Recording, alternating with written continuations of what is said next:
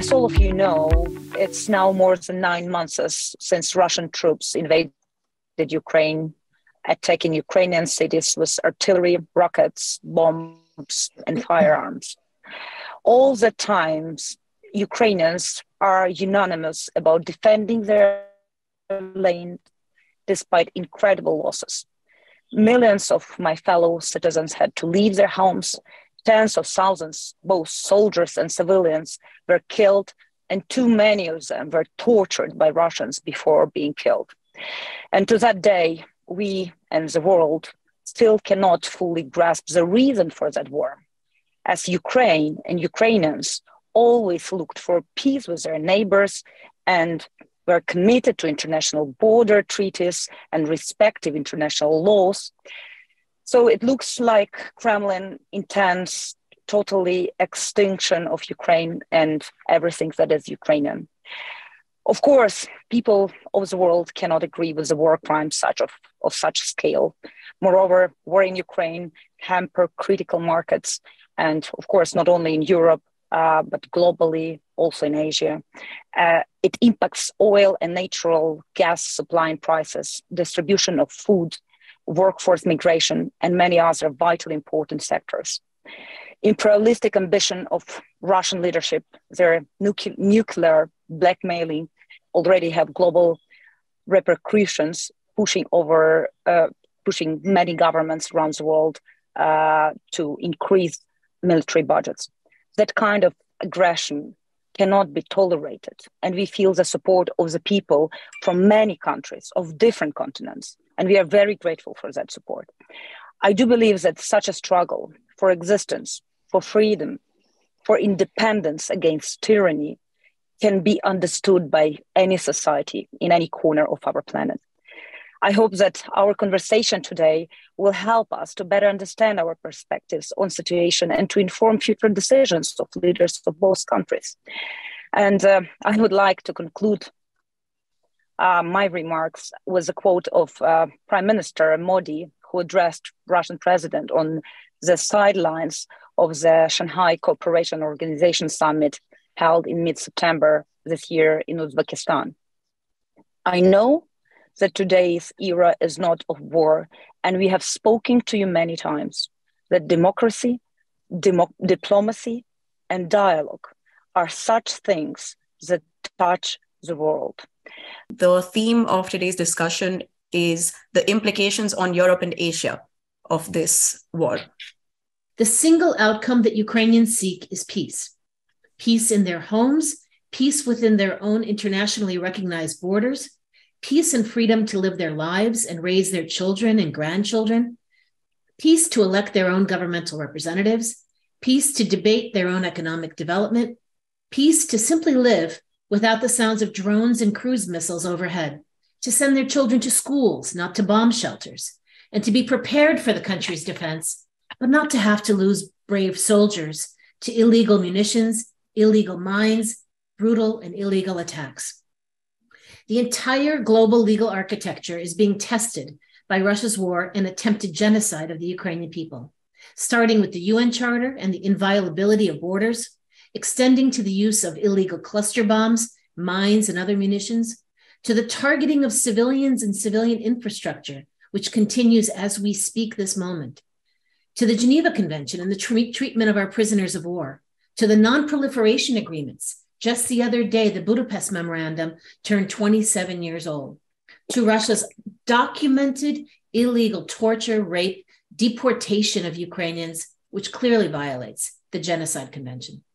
The very basic premise that we wish to live in a world where we all try to live by international law enables us to avoid the absolute chaos that would ensue if brute force, if nuclear blackmail, if food and energy supply blackmail ruled the world, whether that's in Europe, Asia, Latin America, or on the African continent. And as the Kenyan ambassador to the UN said on the eve of Russia's full-scale invasion, referring at that time to the African nations, and I quote, he said, "At independence, had we, African nations, chosen to pursue states on the basis of ethnic, racial, or religious homogeneity, we would still be waging bloody wars these many decades later. Instead, We agreed that we would settle for the borders that we inherited. Rather than form nations that look ever backward into history, with a dangerous nostalgia, we chose to look forward to a greatness none of our many nations and peoples had ever known. We chose, he said, to follow the rules of the Organization of African Unity and the United Nations Charter, not because our borders satisfied us, but because we wanted something greater, forged in peace. He said, Kenya rejects such a yearning from being pursued by force. We must complete our recovery from the embers of dead empires in a way that does not plunge us back into new forms of domination and oppression. End of quote. And so we today, Ukrainians too, look to every peace-seeking individual, institution, and government in the world to support Ukraine's defense of the most basic international principles in seeking a just and durable peace. I will be extremely politically incorrect, and I have to be as a Ukrainian. And just three very, very simple points to push our discussion forward. The first one, it's now, understandable, I hope for everyone, that the pretext for this invasion, with all kind of speculations about NATO expansion, so-called threats to the Russian security, is all rubbish. If you compare the threat from our potential NATO expansion and the one with Finland and Sweden, in a purely militarily sense, with all kind of perimeter of defense and with the Russian mentality, it's fundamentally the same. But the real reason, like Natalie has just said, is that the Russian regime, it's not just about Putin. Let me say it very, very clear. It's not just about himself. Actually, it does not see us as a nation, as a country, fundamentally rejecting our statehood history, fundamentally believing it's all artificial. And it's a very dangerous precedent, creating an artificial historic reality, but also acting on this artificial reality. Actually, Putin had opened a sort of Pandora box here, and it should be absolutely clear for everybody. My second point, it's about the repercussions and also immediate and mid-run impact for everybody, Europe, Asia. I believe that our war against Russia, of course, it's about our survival. Of course, it's about our principles, but it's about values. What we share with India are fundamental democratic values. Of course, we are different in many sense, but it's exactly what we share. And now we have to fundamentally rethink, fundamentally reinvent the issues which are a sort of backstone for our security. What should we do with the principle of deterrence? Is it enough to have nuclear as deterrence? Is it enough to have a sort of porcupine principle as deterrence? What kind of partnerships, what kind of allies do we need for that? We have to reinvent the sense of containment. How should we contain such revanchist regimes as Russia?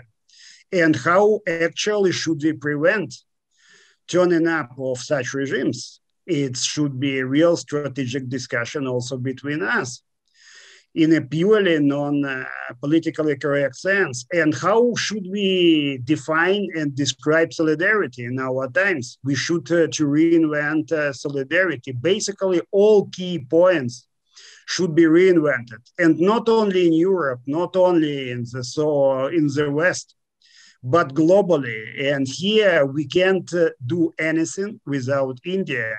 And it's now bridging up to my third point. Where is India in all this equation? India now it's in a way a point of truth for you guys, for India, to define yourself as just a big country, of course, with all kinds of prospects, economic prospects and security prospects, or a real global player for values, understanding that values are so important for you, and it's part of your reality, it's part of your security, it's part of your solidarity. I think the most salient feature of the past 10 months has been the resilience and determination of Ukraine, of the people of Ukraine, of the government and the president of Ukraine, who's become an iconic figure for many of us across the world, and for the determination with which Ukrainians have fought back, the army as well as civilians who joined the war effort. I have met some Ukrainians who have moved away, families that have moved away and children that have moved away, both in Europe and in some cases in India, because at least one Indian who was married to Ukrainian came back to India, and I happened to meet them or interact with them. I think very few people anywhere in the world are untouched by the bravery, the resilience and determination that the people of Ukraine are showing in the face of such adversity. In some senses, I don't know how this war will end and when it will end. Quite frankly, if I wear my analytical eye, I don't see it ending very quickly, unfortunately. Having said that, in some senses, Putin has already lost, because you don't start a war expecting to be fighting it 10 months later with your backs to the wall. And in a sense, he doesn't know what his goals are. He doesn't know where it's headed.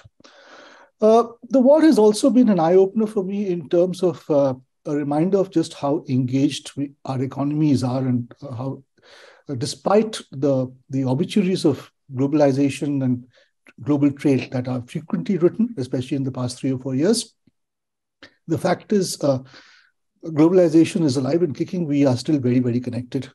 The consequences of a war in the middle of Europe have been felt across the world. They've been felt in Asia, in Africa, in South America, in a variety of ways. Food, since Ukraine was such a big exporter of agricultural products and commodities, from wheat and sunflower oil, for instance, because we in India import a lot of edible oil. I use sunflower oil at home. The sunflower oil, in many cases, is sourced from Ukraine. About half our sunflower oil imports came from Ukraine till last year. Now, very few liters, the very small volume does, because of the war. Fertilizers, and of course, energy. These commodities are in short supply all over the world as a consequence of this war, as a consequence of what Mr. Putin started on February 24th. All of us have complicated histories, as one of the speakers mentioned a few minutes ago. But I do believe that there are some defining moments in a country's life that seem to change everything. February 24th will go down in history. It's a sort of date European school children or maybe school children everywhere will study in the history books. I remember telling somebody it's like a Gavrilo Princip moment. And it's a day that has led to a process where Ukrainian identity and sovereignty has been much more strongly defined. I don't think there's anybody in India who says he or she does not actually feel sympathetic towards the people of Ukraine. And certainly, personally speaking, I do look forward to going to Ukraine, to traveling to Ukraine, to a free, peaceful, and independent Ukraine.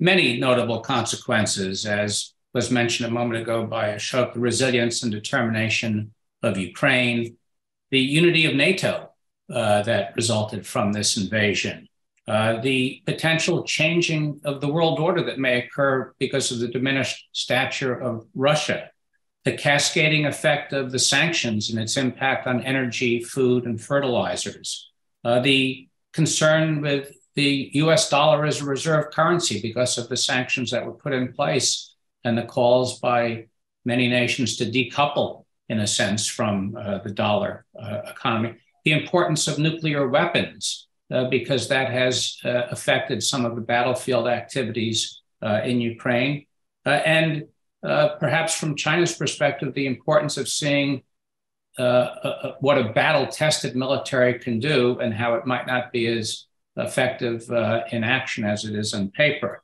But in terms of the most notable consequences, or from the, I think, an American perspective, what has been a great surprise is that whatever reasons Russia had or may have for the conflict, we and our allies and many of our partners feel it cannot justify under any circumstances the massive scale of its invasion, of its wanton destruction of Ukrainian citizens, of its atrocities against the Ukrainian people.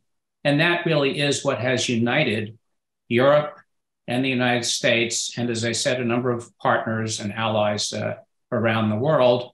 India views the world as a multipolar world and sees Russia as an important pole in that world and would like to see that preserved to whatever degree is possible. India also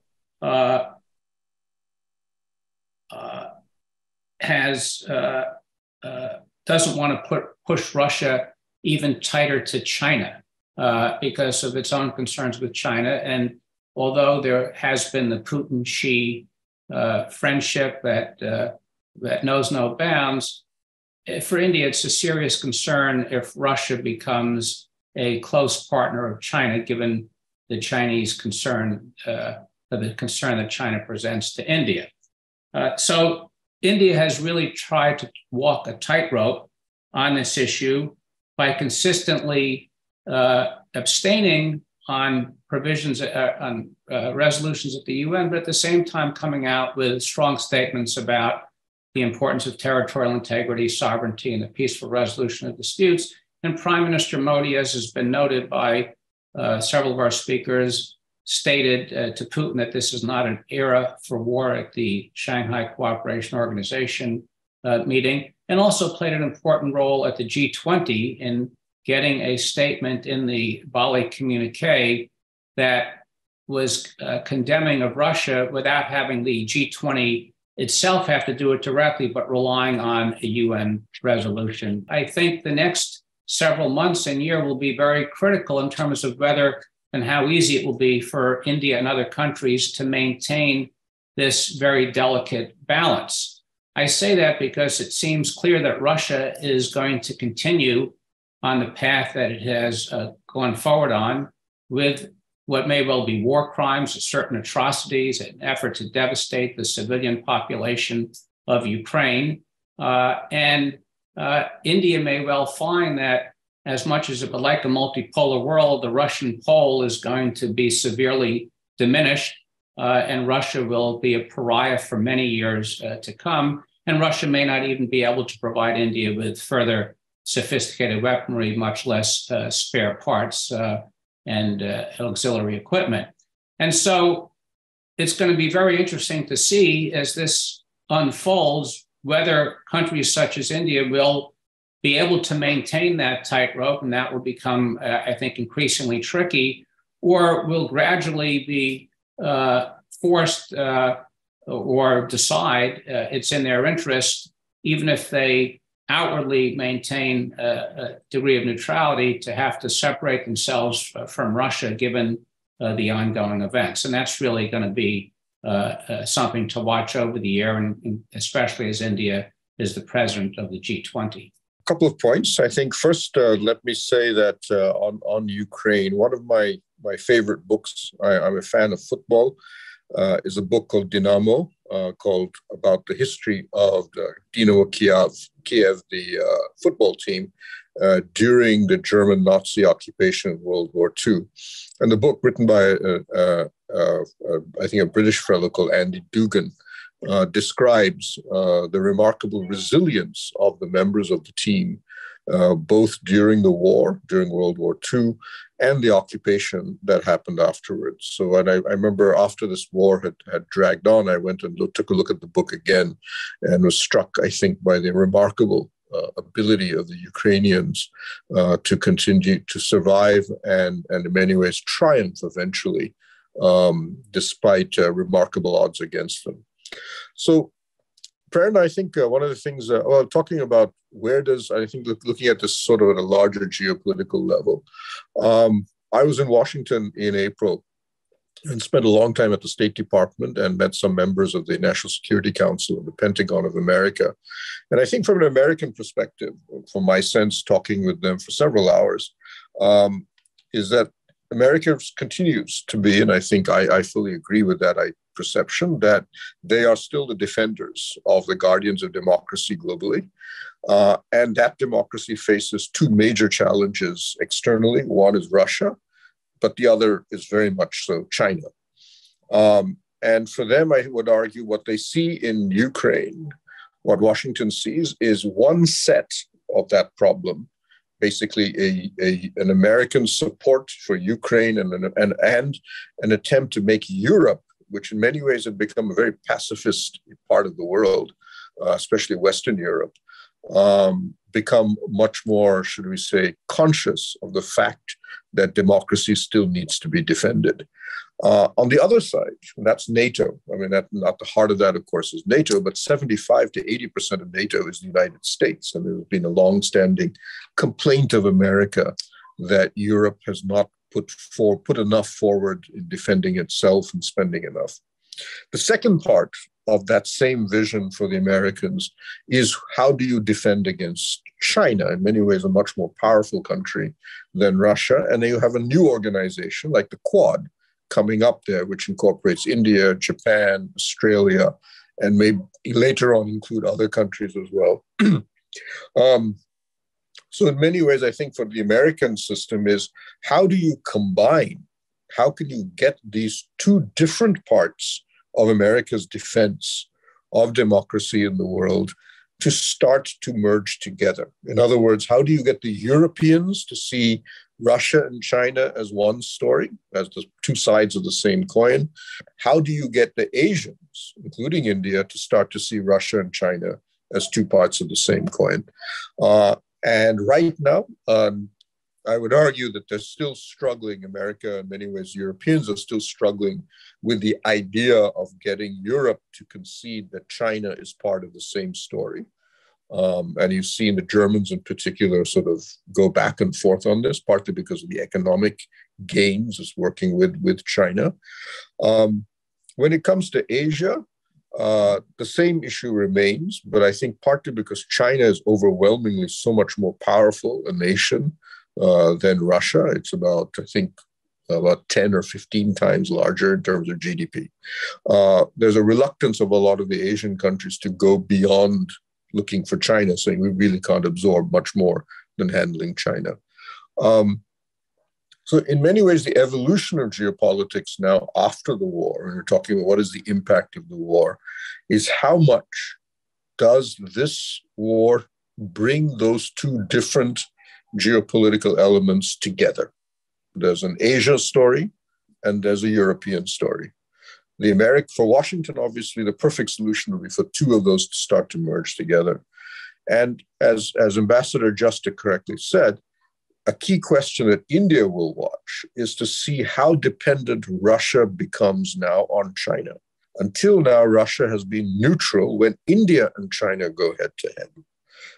And remember, we are still facing 60,000 Chinese troops on our Western Himalayan border in forward positions, and we had at least one violent altercation with them in a couple of years ago. So we maintain our posture there. For us, the question is, where does Russia go? Or where do Russia and China go together? And we'll see basically how that plays out. But if that does take place, if Russia and China do become, some geopolitical analysts in Europe call it the dragon bear combination does come together, then you will see a genuine evolution of geopolitics on an enormous scale. Because in effect, what you have is a division in which the Quad, Europe, and America will be on one side, and Russia and China and some of their smaller allies like Pakistan, North Korea on the other.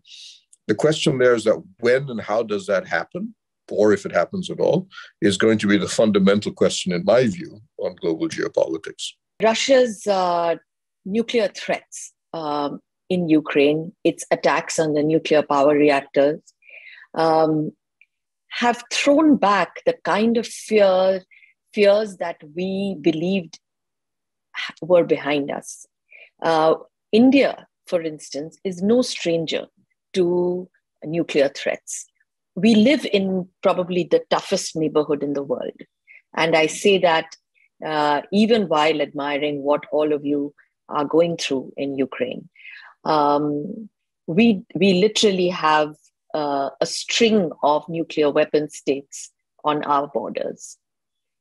If you begin from China and you end with Israel, which is still an undeclared nuclear weapon state, we literally have a string of nuclear weapon states. We are also no stranger to nuclear threats. Certainly from Pakistan, that has been our most visible nuclear adversary. It has been many years that we have faced nuclear threats from Pakistan, not only in terms of their strategic weapons, but in terms of their tactical nuclear weapons when they developed those nuclear weapons back in 2009, 2010. When we read the debates around Russia using or threatening the use of tactical nuclear weapons in Ukraine, those threats actually became very, very real where Indians were concerned.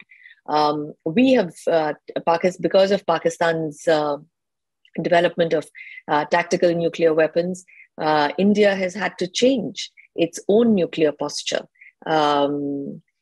Ukraine is, of course, in a difficult position because you were part of an international agreement to not have nuclear weapons on your soil after the dissolution of the USSR. But even then, I don't think Kyiv actually had control of those weapons. But that apart, nuclear deterrence, as Pramit said, old geopolitics is back in fashion. As Ashok said, globalization is back in fashion. Nuclear deterrence is back in fashion. The war has led us to once again take a relook at our own nuclear deterrence policies, at our own nuclear posture and strategy. Non-proliferation in many ways is back. The concerns about non-proliferation are back. So we take a very hard look at Pakistan and at the countries that Pakistan helps to acquire nuclear weapons or to gain some degree of nuclear capability. We know that there is history between Pakistan and North Korea. We know that there is history between Pakistan and Saudi Arabia. So we are very, very wary of further proliferation. And if you recall, after Putin's first threats that he issued on the nuclear question, the Indian response was very, very sharp, uncharacteristically sharp, particularly if you were comparing it with India's abstentions on the Russia question in the UN Security Council. And I think there have been at least 4 official statements, both in the UN Security Council and in other multilateral forums about on the nuclear question. I think that was something that was even part of the discussions of the G20, where India played a role in condemning Russia's invasion of Ukraine. So the nuclear dimension is something that India finds very, very difficult to bear. And we look at this with, of course, our own experience on this.